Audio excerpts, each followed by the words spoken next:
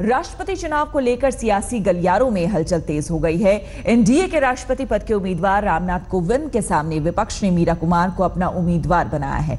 RJD supremo Lalu Yadav ने भी मीरा कुमार को समर्थन का ऐलान किया है और बिहार में अपने सहयोगी सीएम नीतीश कुमार को भी अपने साथ लाने की बात कही है। उनसे खास बातचीत की हमारे संवाददाता अशोक सिंघल ने। राष्ट्रपति चुनाव में नीतीश कुमार के रुख और बेनामी संपत्तियों पर बात करने के लिए हमारे साथ मौजूद हैं आरजेडी सुप्रीमो लालू प्रसाद यादव। लालू जी, जिस ढंग से आप विपक्ष ने एक उम्मीदवार उतारा मीरा कुमार को, लेकिन आप ही के सहयोगी, आप ही के एलाए नीतीश कुमार आपसे अलग चले गए हैं। अपने देश के 17 पॉलिटिकल पार्टी इंक्लूडिंग जेडीयू, ये सब लोग इकट्ठे थे। दो मीटिंग में भाग लिया जदयू, और जदयू का जो प्रतिनिधित्व करते थे शरद यादव जी गवाह हैं कि इनका ये राय यही था कि हम लोग कैंडिडेट खड़ा करें। संघ मुक्त भारत का जो नीतीश कुमार जी का नारा है शुरू से, तो इसमें जदयू बिल्कुल तैयार था। पता नहीं एकाएक क्या हुआ इन लोगों को, हम जाएंगे तो बात करेंगे नीतीश कुमार जी से। हुआ क्या? नहीं हुआ क्या, मतलब हमको पता नहीं है कि क्या हुआ। और इसमें एकाएक उन लोगों ने फैसला लिया रामनाथ कोविंद जी को, और रामनाथ कोविंद जी का नाम लिया और अपना ऐलान कर दिया नीतीश कुमार जी ने। तो मैंने कल भी कहा, आज भी मैं बोल रहा हूँ कि हम इसको नीतीश जी से बात करेंगे कि हम और आप फासिस्ट और कम्युनल ताकतों के खिलाफ मैंडेट लेकर बिहार में महागठबंधन बना करके आए थे, तो इससे गलत मैसेज जाएगा कि भाई लोग आपस में टूट रहे हैं, अलग अलग नज़रिया इन लोगों का है। तो कल 17 पॉलिटिकल पार्टी जो अंतिम बैठक थी हम लोग को, तो उस बैठक में अजीत सिंह भी सम्मिलित हुए, और जदयू के जो नेता हैं वीरेंद्र कुमार केराला के, उन्होंने भी कहा कि रामनाथ कोविंद को हम लोग सपोर्ट नहीं करेंगे। तो ये बात लोगों के मन में असमंजस है कि क्या हुआ नीतीश जी को और उनकी पार्टी को, और ये ऐतिहासिक भूल तो लोगों ने किया है उन लोगों ने। तो हम अपील करेंगे, बार बार समझाएंगे उनको। और माननीय मीरा कुमार जी को, मीरा कुमार जी दलित की बेटी, जगजीवन बाबू की बेटी, बिहार की बेटी है। नारी सशक्तिकरण की जब बात हो रही है, तो ऐसे महान महिला को हम लोगों ने राष्ट्रपति के इतना ऊंचे पद पर हम लोगों ने उम्मीदवार बनाया है। अब ये हम सब लोगों से अपील हम लोग करते हैं, माननीय सोनिया गांधी जी भी कल अपील की सब पॉलिटिकल पार्टी से, विपक्ष से, कि आप लोग मीरा कुमार जी के उम्मीदवारी का समर्थन करिए और जिताइए। और हमें पूरा भरोसा है कि ये चुनाव में कोई भीड़ वगैरह नहीं होता है, लोग विचार करेंगे। और ये अब ये बिहार से जो एनडीए के लोग आए हैं, एमपी, बिहार के जो एनडीए के एमपी आए हैं, अब ये बतावें कि आप क्या करेंगे इसमें। घर की बेटी को, दलित की बेटी को आप वोट देंगे या आरएसएस के लोगों को वोट देंगे, ये तय करना है। और बिहार की जनता, देश की जनता सब देख रही है।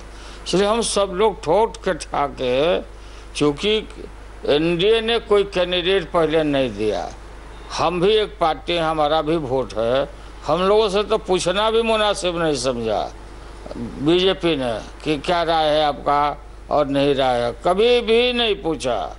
ये मैं पूरी जिम्मेवारी के साथ बोल रहा हूँ। तो हम जीतेंगे और हम पूरा अभियान भी करेंगे। देखिए कैसे जीतेंगे, तो अब बहुमत तो उनके फेवर में जा रहा है रामनाथ कोविंद के। तो हारने के लिए एक सिंबॉलिक मैसेज देने के लिए आप लोगों ने मीरा कुमार को उतारा। नहीं, ये गलत है, भूल है आप लोगों का। ये अभियान है आरएसएस का अभियान। और वहाँ पर अमेरिका में ट्रंप के खिलाफ, राष्ट्रपति के खिलाफ, अमेरिका में सारा मीडिया ट्रंप के खिलाफ, सत्ता के खिलाफ युद्ध हो रहा, लड़ाई हो रही है। और हमारे यहाँ की मीडिया, जिसके सबके एडिटर है अमित शाह, यहाँ पर विपक्ष से लड़ रहा मीडिया, अपप्रचार करता है। लेकिन लालू जी, हार तय मानी जा रही है, मीरा कुमार की जीत उसकी मानी जा रही है, जो क्योंकि आंकड़े उनके फेवर में है, उनकी बहुमत उनके साथ है। लेकिन आपका खुद एलआई आंकड़े आप लोग गलत बोल रहे हैं कि उनके फेवर में है, फिर आप लोग फोरकास्ट करने लगे सब अलग अलग टीवी के लोग। मीरा कुमार जीतेगी? बिल्कुल जीतेगी। अब आने दीजिए ना। आंकड़े कहाँ से लाएंगे? आंकड़े आएगा ना, उसमें से वोट से आएगा, आंकड़े आएंगे ना। आपका एलआई नीतीश कुमार तो आपसे भाग गया दूर। भाग गए तो लोगों को स्वविवेक से लोग काम लेंगे ना। भैरव सिंह शेखावत जी कैसे जीत गए थे? आजकल नीतीश आपकी सुन क्यों नहीं रहे हैं? क्या दिक्कत क्या है नीतीश कुमार? नहीं, सुनने का सवाल नहीं है। नीतीश सुन नहीं रहे, सवाल ये नहीं है। नीतीश सुनते हैं, बातों को समझते हैं, वो भी समझते हैं। देखिए क्या बीच में बात हुई है, कैसे इन लोगों ने निर्णय लिया है, ये जरूर मैं पूछूंगा। आपको क्या लगता है क्यों निर्णय लिया होगा? क्या वजह रही हो कि आपसे दूर चले गए? ना, हमसे दूर का सवाल कहाँ है। हम लोगों ने कैंडिडेट भी पहले खड़ा नहीं किया था। हम लोगों ने कैंडिडेट का इंतजार कर रहे थे, बीजेपी 1 2 3 4 नाम पर विचार करे। इस बीच में उन लोगों ने ऐलान कर दिया का। लेकिन लोग ये कह रहे हैं, राजनीतिक गलियारों में ये चर्चा है कि लालू यादव को सेट करने के लिए, बैलेंस करने के लिए नीतीश कुमार एनडी की तरफ भी जाते हैं और इधर भी रहते हैं, दोनों तरफ, कि कभी लालू जी कुछ करेंगे तो उधर एक रास्ता खुला रहे। नहीं, देखिए इन सब चीज़ों पर हम विश्वास नहीं करते हैं। कितना हमको कंट्रोल करने का और शासित करने का, प्रताड़ित करने का, अभी भी प्रताड़ित, बच्चों को प्रताड़ित, हर तरह से हम लोग को किया जा रहा है। लेकिन हम बंदर घुड़की से, किसी के बंदर घुड़की से हम डरने वाले नहीं हैं। बीजेपी के और आरएसएस से हम इनको हरा के मानेंगे। और 17 का जो चुनाव होगा उसकी तैयारी हो रही है। लोकसभा का जो चुनाव आने वाला है 17 का, उसके लिए, हाँ 19 को जो होने वाला है, उसके लिए प्लेटफार्म हम लोग तैयार कर रहे हैं। लेकिन नीतीश जी के बारे में आपका क्या कहना है? नीतीश जी इधर रहेंगे उधर रहेंगे? नीतीश जी को हम उम्मीद करते हैं कि इधर रहेंगे। विश्वास नहीं है, उम्मीद करते हैं। बीजेपी में नहीं जाएंगे हम, हमारा यही विश्वास है। क्योंकि उन्होंने ही शुरू किया था संघ मुक्त भारत। संघ मुक्त भारत नीतीश जी ने ही, जो हम लोग का राय है कि संघ मुक्त भारत नीतीश कुमार का वही राय है। आपको सेट करने के लिए, आपको बैलेंस करने के लिए तो नहीं है, आपके ऊपर वो करने के लिए? देखो हमारा तो पूरा कॉपरेशन है गवर्नमेंट में। हमारा महागठबंधन के सरकार चला रहे हैं, तो हमारी जिम्मेवारी है। और जनता, बिहार की जनता का हम लोग विश्वास दिलाया कि हम एक हो करके अब बिहार का विकास करेंगे, आपके दुख दर्द को दूर करेंगे। तो हमको मैंडेट दिया हम लोगों को जनता ने। और आप जानते हो कि ज़्यादा हमारा सीट रहते हुए नीतीश कुमार को हमने मदद किया। और हमारे तरफ से सरकार में कोई हर्डल नहीं रहता है। लेकिन लालू जी, ये कहा जा रहा था कि 2019 में के लोकसभा चुनाव में नीतीश वर्सेस मोदी होगा, कि जो महागठबंधन है नीतीश को प्राइम मिनिस्टर का उम्मीदवार बना सकती है। लेकिन वो सब बातें तो अब गई, वो तो एनडीए की तरफ ज़्यादा झुकाव हो गया उनका। अब ये तो विपक्ष के साथ रहना चाहिए था नीतीश कुमार जी को।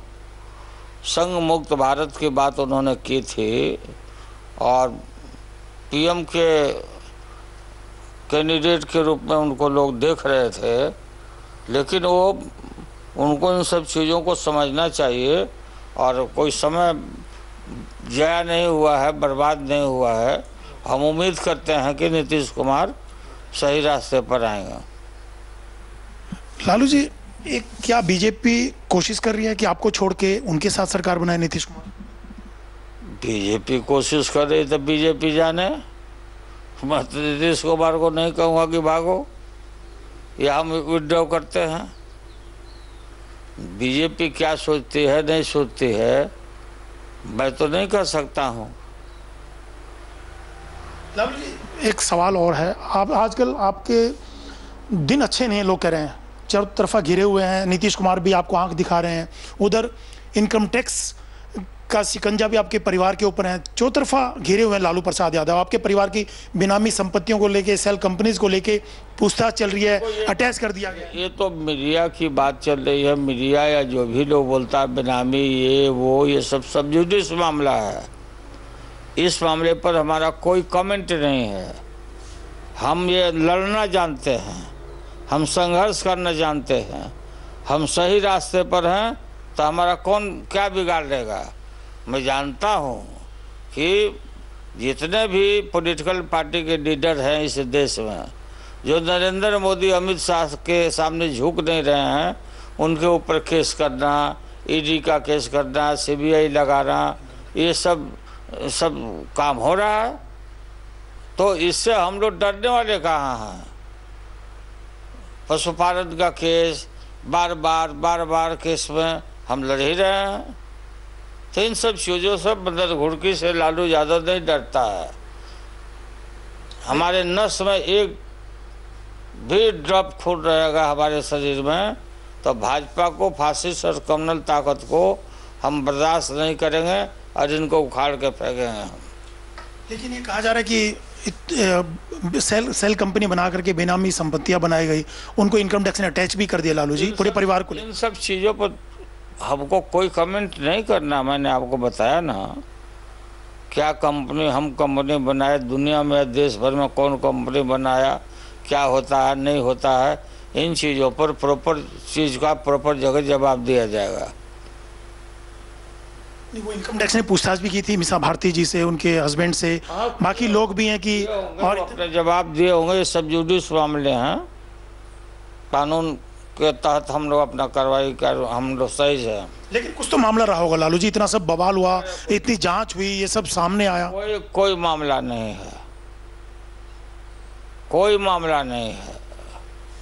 अब ये सब चीज प्रॉपर जगह पर हम लोग, कोई मामला नहीं, तो ये सब चीजें कहाँ से उठ रही हैं? सुशील कुमार मोदी भी पूरा चिट्ठा लेकर के बैठे हुए हैं, सब डिटेल लेके बैठे। हमारा चल अचल संपत्ति हमारा, शादीशुदा बच्चों को छोड़ करके सारा समूचा पब्लिक डोमेन में है, इलेक्शन कमीशन के सामने है। तो इसलिए इस पर हमको कुछ नहीं बोलना है, कोई कमेंट नहीं देना है। इनकम टैक्स के या जो भी लोग होंगे, और जहाँ भी किसी को बुलाएंगे लोग जवाब देगा। लेकिन सुशील मोदी तो हर रोज डिटेल लेकर के, चिट्ठा लेकर के बैठे हुए हैं, कच्चा चिट्ठा कि लालू के परिवार ने इतनी संपत्तियां बनानी, सैकड़ों करोड़ों। कोई 2500,000 करोड़ का उसको मैंने कुनमा का संपत्ति है सुशील मोदी का। वो तो सेठ है दिल्ली से कि पब्लिक परसेप्शन तुम यहाँ से खराब करो। मैं कहाँ झुकने वाला हूँ? दूध का दूध और पानी का पानी साफ होकर आ जाएगा सब।